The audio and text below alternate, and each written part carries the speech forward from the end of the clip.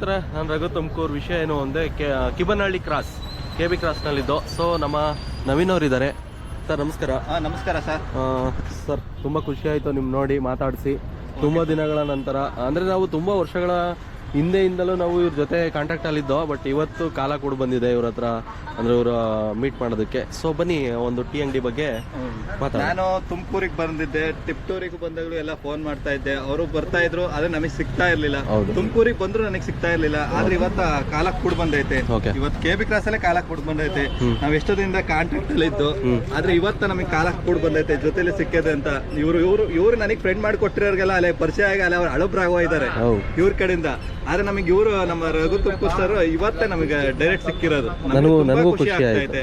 ಅದರಲ್ಲೂ ನಮ್ಮ ತುಮಕೂರು ಯೂಟ್ಯೂಬರ್ಸ್ ಎಲ್ಲ ಒಂದ್ ಕಡೆ ಸಿಗೋದು, ಈ ತರ ಎಲ್ಲ ನಿಮ್ಗೆ ಗೊತ್ತಿರೋದು ನಮ್ಗೆ ಹೇಳೋದು, ನಮ್ಗೆ ಗೊತ್ತಿರೋದು ನಿಮ್ಗೆ ಹೇಳೋದು, ಈ ತರ. ಸ್ನೇಹಿತರೆ, ಮುಂದಿನ ದಿನಗಳಲ್ಲಿ ಒಳ್ಳೊಳ್ಳೆ ವಿಡಿಯೋಸ್ ಬರುತ್ತೆ ಇವ್ರ ಕಡೆಯಿಂದ.